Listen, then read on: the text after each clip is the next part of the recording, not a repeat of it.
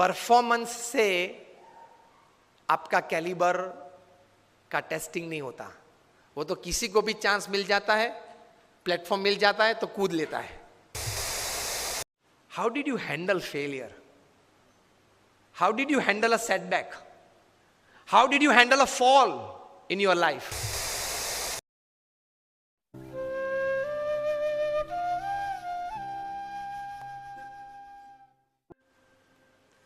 Fortune 500 के बारे में तो आपने सबने सुना है ना, फॉर्च्यून 500 कंपनीज, उसमें से कहीं सीईओज को मैं मिला हूं। नेशनल इंटरनेशनल सेमिनार्स में हम मंच पे साथ में रहे हैं। अभी 2 साल पहले शिव खेरा और हम लोग साथ में थे। बहुत अच्छी बातचीत, वार्तालाप हम मंच पे बैठे तब हुआ था। बड़े बड़े सीईओज को मैंने पूछा है, मल्टीनेशनल कंपनीज के सीईओज को,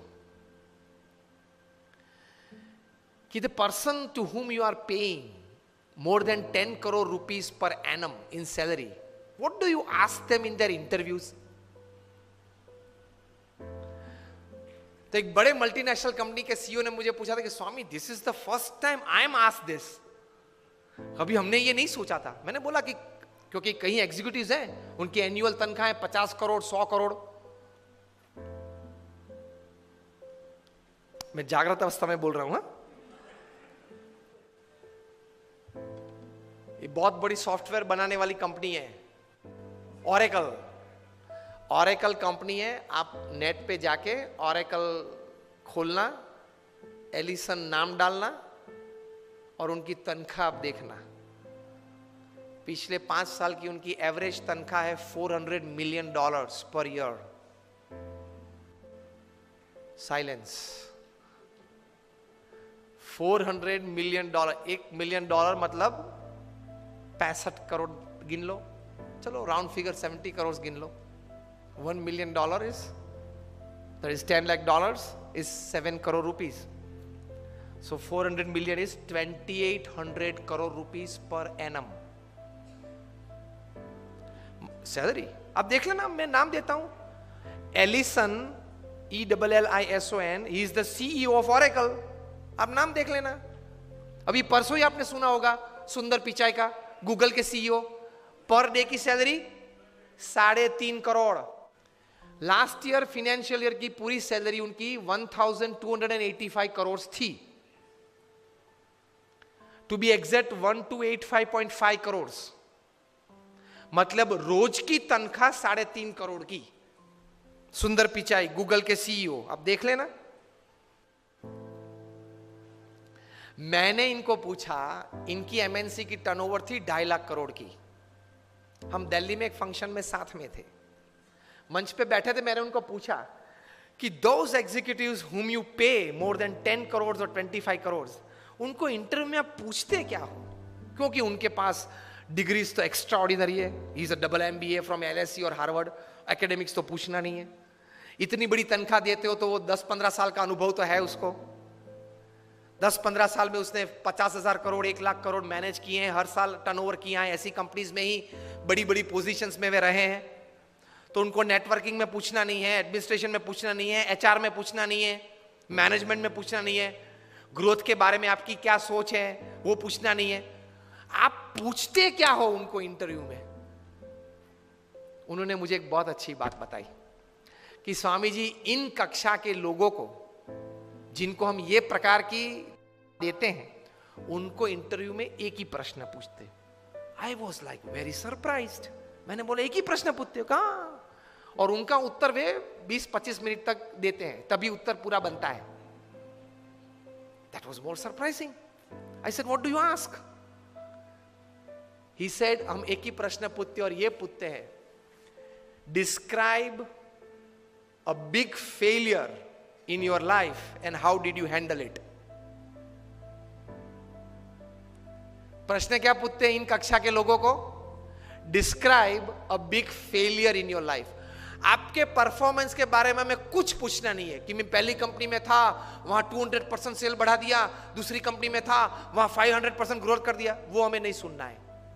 वो था, आप लोग सब जो यहां बैठे हो, जो इंटरव्यू वाले देने आए हो, जिनको हम ये तनख्वाह देने वाले, सबके पास ऐसी परफॉर्मेंस स्टोरीज है। ये कॉमन है, ये हमको नहीं पूछना है। पूछना क्या है? Describe a big failure of your life and how did you handle it? Simple. Performance से आपका कैलिबर का टेस्टिंग नहीं होता. वो तो किसी को भी चांस मिल जाता है, प्लेटफॉर्म मिल जाता है तो कूद लेता है. How did you handle failure? How did you handle a setback? How did you handle a fall in your life? That is important.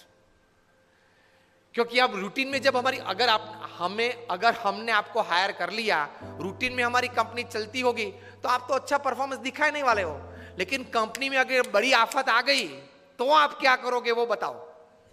बाकी तो आपकी जगह और कोई भी ये कंपनी चला लेगा. Isn't it a very important question?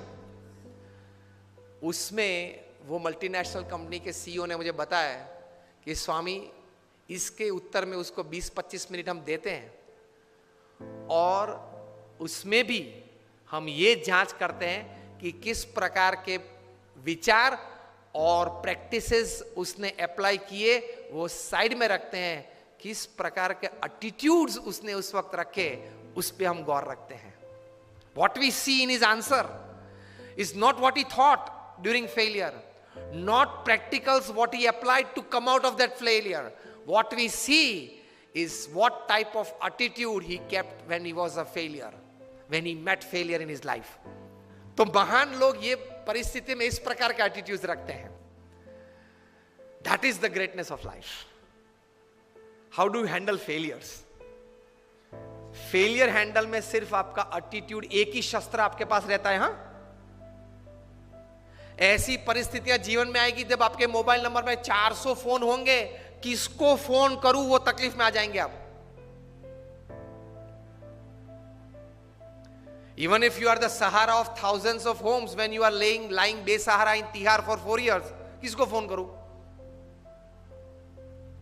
उनके मन में भी दिक्कत होगी ना कि अभी 4 साल से 10,000 करोड़ के रुपए के व्यक्ति तिहार में हैं. किसको फोन करते होंगे वो? मोबाइल में तो होंगे 1000 से ज्यादा नंबर. तो फेलियर्स जब आते हैं तब एटीट्यूड्स किस प्रकार का रखते हैं, that is very important in life. Blame game चालू हो जाती है. तो ये व्यक्तिगत जीवन में. तीसरा एक बात कार्य दृष्टि से, कि कर्म करना हमारा अधिकार है, फल पे हमारा अधिकार नहीं है. If there are 100 things which are in your control that you can affect the end result, there are 1,000 factors which are not in your control which can negatively affect the end result. Yes or no? आपने बड़ा अच्छा धंधा चालू कर दिया लेकिन government की policy बदल गई तो? आपने स्टैंड का धंधा चालू कर दिया और गवर्नमेंट ने कैप रख दी, क्या करेंगे? रख दिए.